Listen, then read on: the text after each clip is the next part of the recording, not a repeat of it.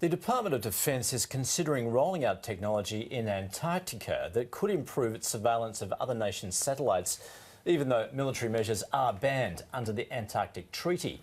This is another example of competing interests on the frozen continent. Well, for more on this, we're joined by Dr. Nenya Lu, Senior Lecturer in Law from the University of Adelaide, whose current research focuses on the governance of polar regions. Thanks for joining us. Thank you for having me, Andrew. So, the Antarctic Treaty sets aside the continent as a scientific preserve and bans military activity. Is that at risk? I think due to the human-induced climate change, now Antarctica is melting.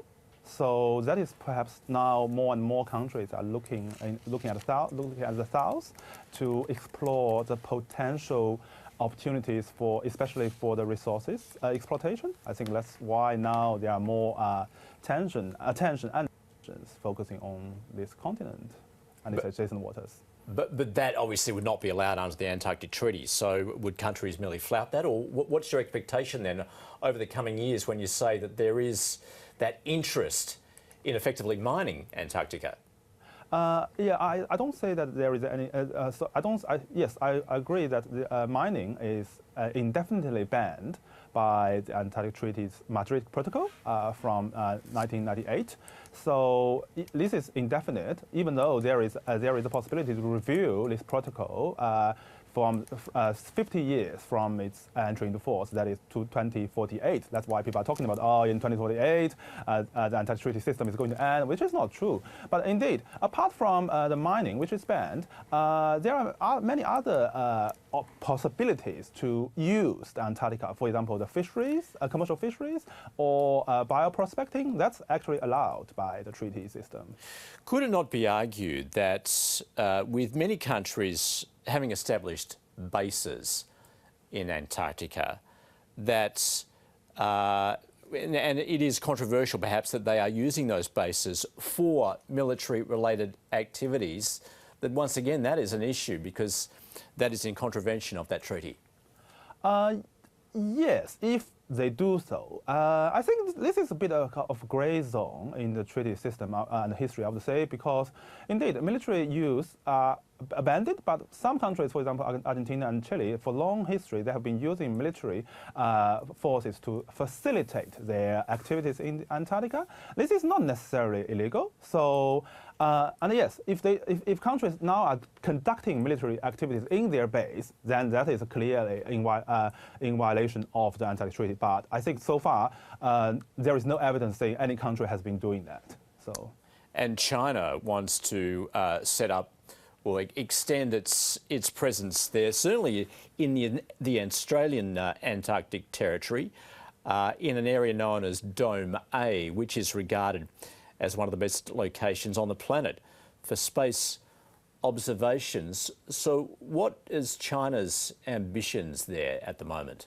So China has established a research station at Dome A, which is called Kunlun Station, back to 2011.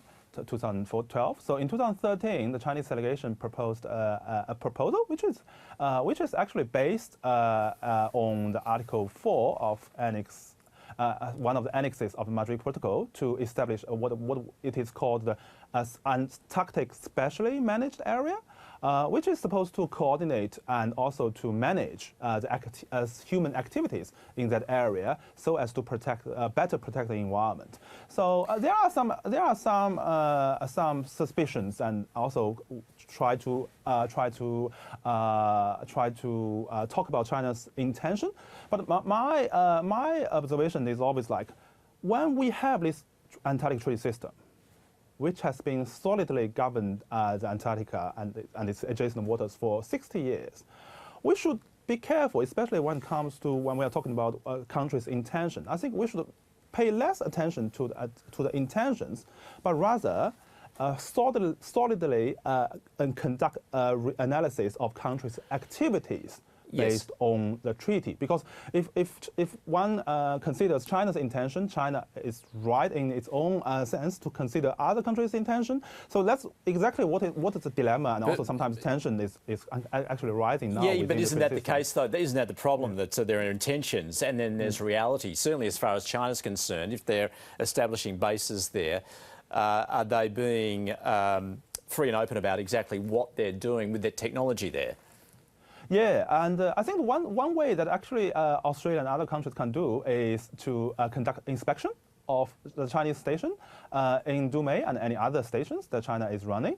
And China can do the same inspections for other countries' stations. This is actually allowed by the Antarctic Treaty. I think Australia has been fairly active in conducting inspections of stations in 2010, 2011, and 2016. So if there is real concern, an inspection could always be possible to see whether there is anything that is actually in reality in violation of the treaty system. That's what I would suggest. And as mentioned, that base that China wants to develop further at Dome A is inside Australian Antarctic territory.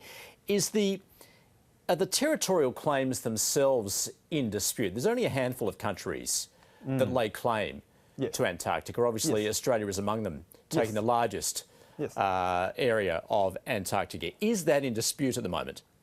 It is not actually about this territorial claim, because the Antarctic Treaty, which is, I think, still a genius invention after in the climax of the Cold War after the Second World War, is to freeze the territorial claim. That is what we call the agree to disagree. So Antarctic Treaty system actually serves Australia's interests very well, because it doesn't deny Australian claim in Antarctica, but not recognize it. So while still countries are allowed to conduct scientific activities in this continent. So it actually serves Australia's interests very well so far, and I think we should try our best to maintain this treaty system. And so there is no dispute at the moment. I would say yes. Dr. Nanya Liu, thanks very much for your time. Thank you.